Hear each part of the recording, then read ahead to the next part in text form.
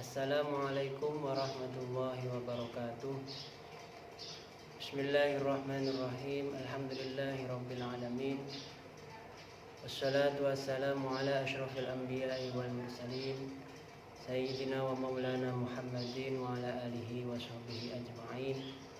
Rabbi shrah li sadri wa yassir li amri wa hlul 'uqdatam min lisani yafqahu qawli. Amma ba'du. Anak-anakku kelas 6 MI Masyhudiyah Giri Kebomas Gresik yang saya cintai, pertama-tama marilah kita panjatkan puja puji syukur kehadirat Allah Subhanahu wa taala, yang mana pada kesempatan kali ini Pak Didin bisa memberikan materi tentang akhlak, tentang pengertian akhlakul karimah yang harus dilaksanakan oleh setiap anak, setiap manusia di muka bumi ini. Semoga nanti apa yang Pak Didin sampaikan bisa memberikan manfaat kepada kita semuanya, baik di dunia maupun di akhirat. Kedua kalinya sholawat dan salam semoga selalu tercurahkan kepada junjungan kita Nabi besar Muhammad Sallallahu Alaihi Wasallam. Anak-anakku dan para pendengar yang kami hormati, pada kesempatan kali ini Pak Didin mengisi tentang materi Pondok Ramadan yang dilaksanakan oleh MI Masyhudiyah pada tahun 2021. Pada kesempatan ini Pak Didin akan memberikan materi penyampaian yang saya ambil dari kitab Ta'limul Muta'allim. Ta'limul Muta'allim, belajarnya orang yang belajar, yang dikarang oleh Syekh Muhammad Zarnuji, yang sudah tidak asing lagi di telinga para santri pondok pesantren, pasti pernah mempelajari kitab Ta'limul Muta'allim. Nah, pada kesempatan kali ini akan saya sampaikan tentang fasal dalam waktu menghasilkan ilmu. Waktu menghasilkan ilmu. Barangkali siswa kelas 6 atau pendengar mempunyai kitab ta'lim di rumah, bisa membuka kitabnya pada fasal faslun fi waqtit tahsili. Marilah kita mulai materi ini dengan bacaan suratul Fatihah. Semoga materi yang saya sampaikan kali ini bisa bermanfaat kepada kita semuanya.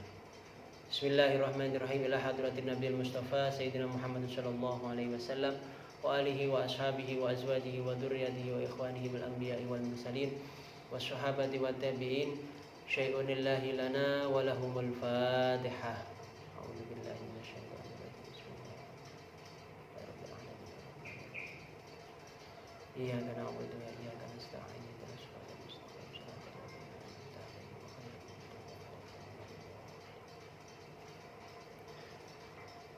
Pada kesempatan kali ini akan saya baca dengan makna ala pesantren dan nanti akan saya jelaskan dengan bahasa Indonesia yang baik. Bismillahirrahmanirrahim. Faslun utawi iki iku fasal suwiji fi waqtit tahsili ing dalem nerangaken waktune ngasilaken ilmu. Ada fasal yang menerangkan waktu atau masa untuk menghasilkan ilmu yang baik. ila tendawaken waktu ta'limi utawi waktune golek ilmu minal mahdi iku awit saking bandulan ilal lahdi tumeka maring luwang landak. Jadi diucapkan oleh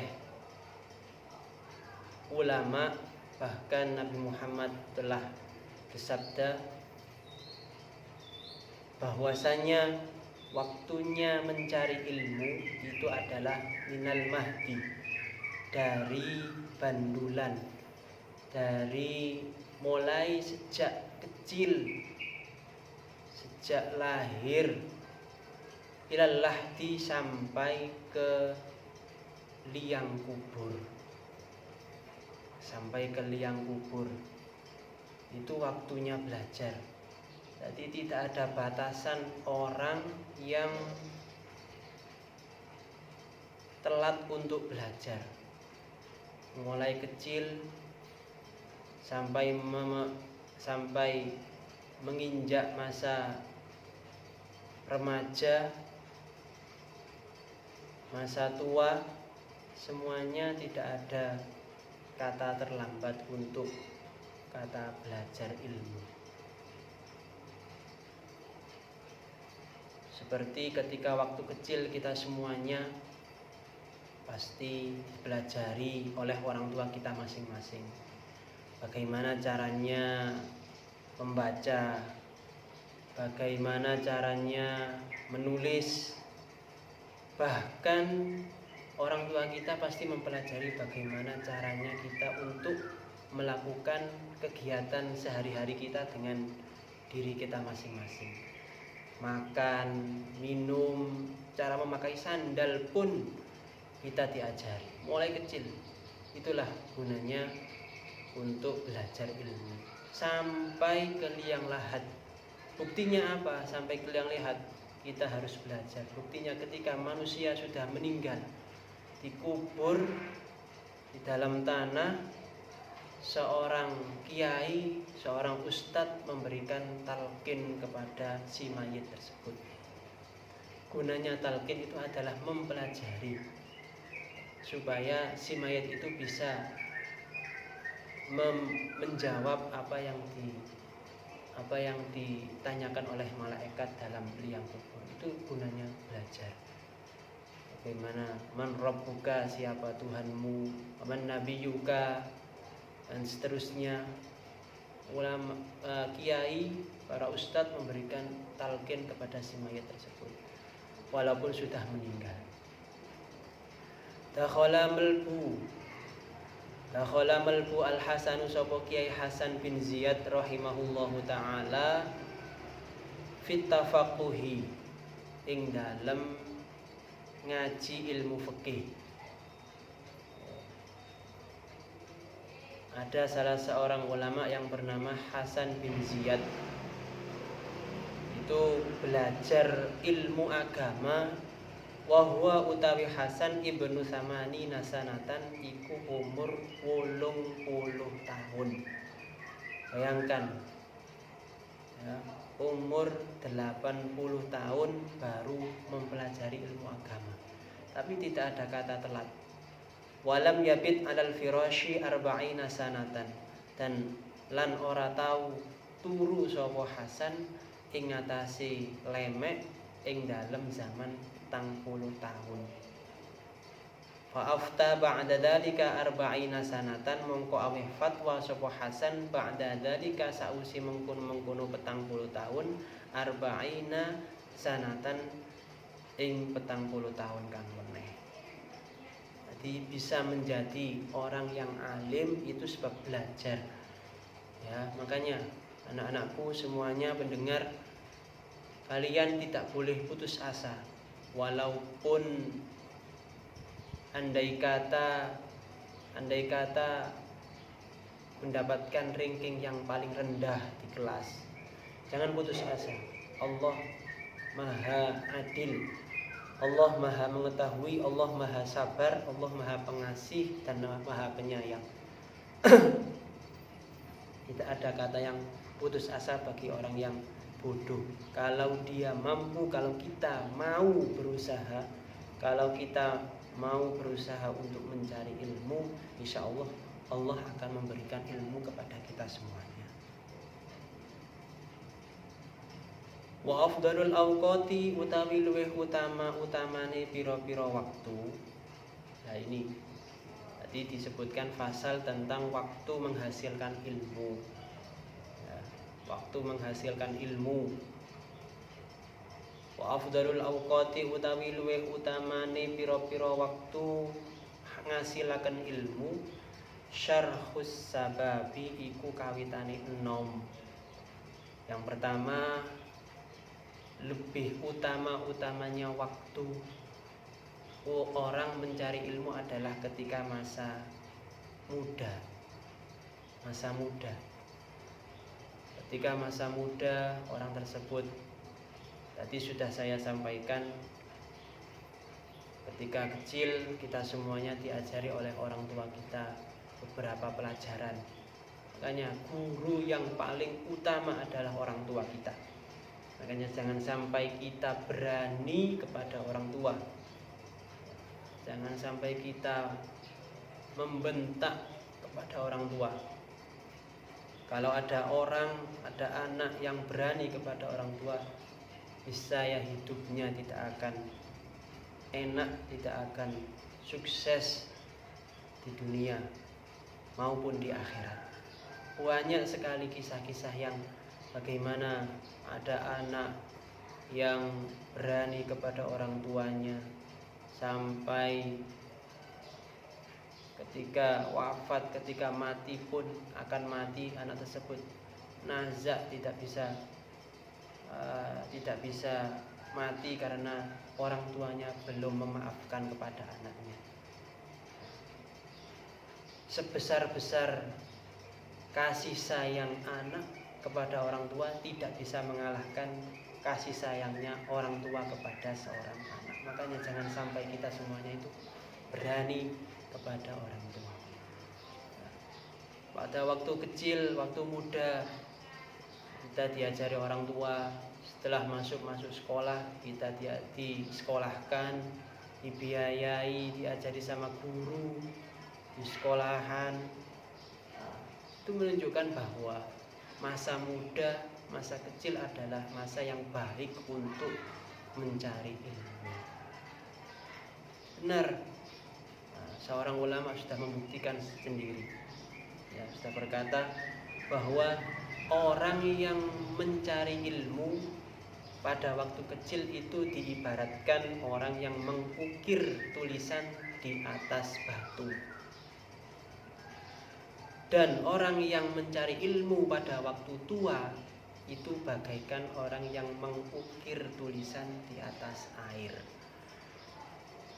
Kalau kita semuanya mengukir tulisan, menulis tulisan di atas batu pakai pahatan mungkin gampang, ya, agak sulit tapi gampang, membekas di batu tersebut, ya, membekas terus sampai mati, insya Allah membekas terus di batu. Tapi kalau sudah masuk tua, masa-masa tua, kita semuanya itu kalau belajar itu ibaratnya mengukir di atas air, nggak mungkin bisa menulis di atas air, mesti langsung hilang dan seterusnya.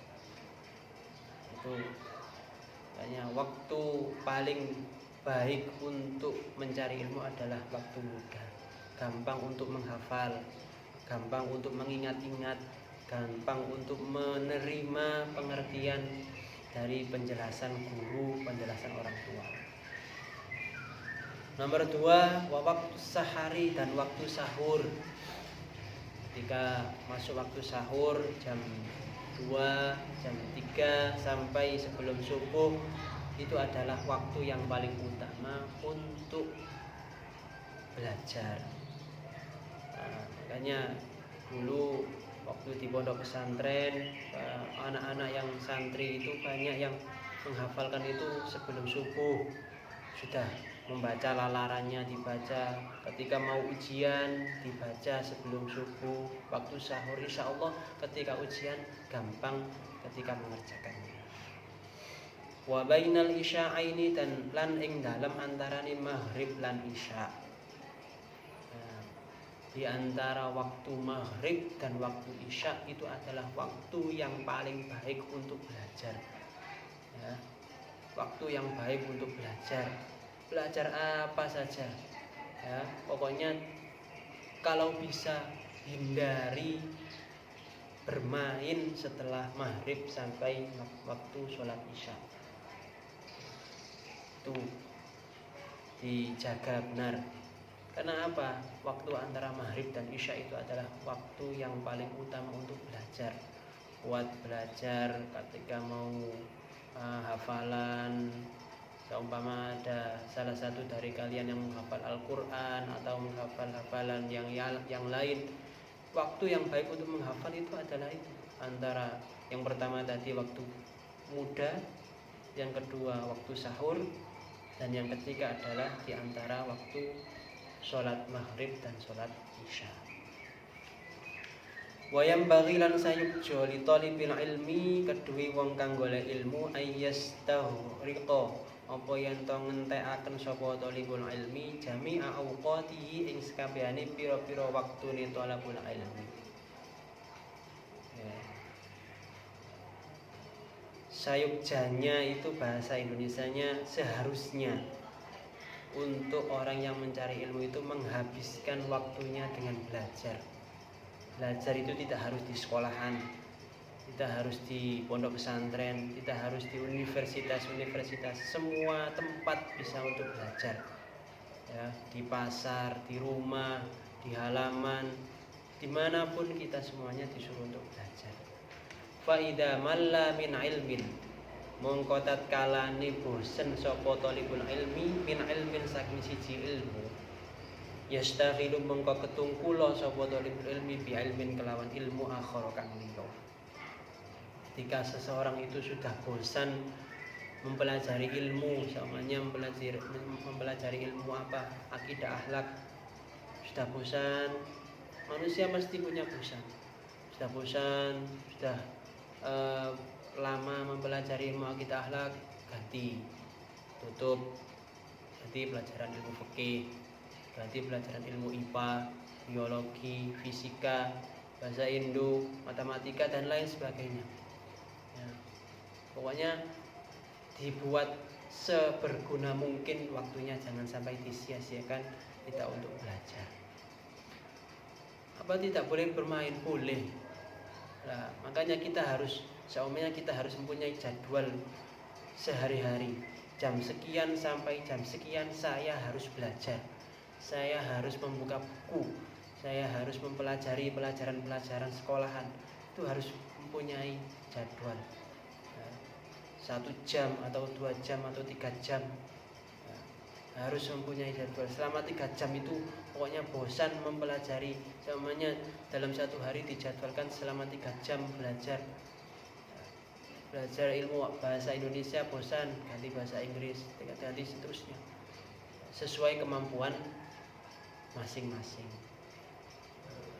Kita pasti mempunyai kemampuan yang berbeda-beda.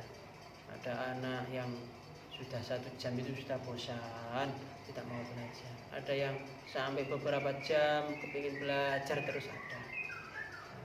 Kita harus belajar, sama-sama belajar. Wa kana Ibnu Abbas radhiyallahu anhuma lan ono sapa Ibnu Abbas radhiyallahu anhuma idza malla iku tatkalane bosen sapa Ibnu Abbas minal kalami saking kalam, ilmu kalam, yaqulu mongko dawuh sapa Ibnu Abbas, hatu nekaaken sapa sira kabeh diwan syu'ara ing bukune wong kang ahli syair. Ada ulama yang bernama Ibnu Abbas ketika belajar ilmu kalam, ilmu nahwu, ilmu nahwu kalau di pondok pesantren, kalau di umumnya itu biasanya kalam itu ilmu logika, ya, ilmu bahasa, tata bahasa yang baik dan benar itu dinamakan ilmu kalam. Makanya ilmu agama itu hampir sama seperti ilmu umum, ya. Ilmu IPA ada, di agama ada, menerangkan tentang perbintangan dan lain sebagainya. Ilmu logika Ada, itu dinamakan ilmu kalam, bagaimana tata bahasa yang baik dan benar. Nah, ketika Ibnu Abbas itu bosan dengan ilmu kalam, ilmu logika, maka menyuruh santri-santrinya, murid-muridnya untuk mendatangkan buku tentang ahli syair, mendatangkan syairan, syair-syair yang berguna. Wa kana lan ono sapa Muhammad bin Hasan, sapa Muhammad bin Hasan, ulama Muhammad kang asma Muhammad bin Hasan, la yanamul laila iku ora tau turu sapa Muhammad bin Hasan al-laila ing dalem wengi. Wa kana yadhu indahu dafatira, wa kana lan ono sapa Muhammad bin Hasan yadhu iku nyelehaken sapa Muhammad bin Hasan indahu ono sandinge Muhammad dafatira ing pira-pira kertas, ing pira-pira buku. Jadi waktu malam itu jarang untuk dibuat tidur. Ketika tidur itu pasti Syekh Muhammad bin Hasan itu meletakkan buku-buku di sebelahnya. Wa kana lan ono sapa Muhammad bin Hasan idza malla iku tatkalane bosen sapa Muhammad bin Hasan min nau'in saking siji werna yang duru mongko ningali sapa Muhammad bin Hasan fi nau'in akhara la ing dalem werna kang meneh. Sama seperti Ibnu Abbas tadi, Syekh Muhammad bin Hasan ketika bosan mempelajari satu ilmu, maka beliau mempelajari ilmu yang lain. Tidak ada kata putus asa, terus dipelajari. Makanya ulama-ulama dahulu itu sangat pintar-pintar sekali dalam mempelajari ilmu agama. Nah, itu tadi, tidak bosan dengan dengan pelajaran-pelajaran untuk dipelajari. Wa kana lan ono sapa Muhammad bin Hasan yadhu iku nyelehaken sapa Muhammad bin Hasan indahu ana sandinge Muhammad bin Hasan al-ma'a ing banyu. Wa yuzilan ngilangaken sapa Muhammad bin Hasan naumahu ing sarine Muhammad bin Hasan.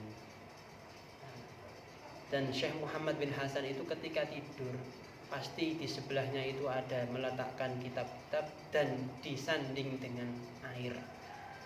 Gunanya air itu apa? Untuk mengusap wajahnya ketika dia mulai ngantuk, mulai pengen tidur, langsung mengusap wajahnya Syekh Muhammad bin Hasan untuk menghilangkan tidurnya tadi, untuk menghilangkan rasa kantuknya Syekh Muhammad bin Hasan tadi.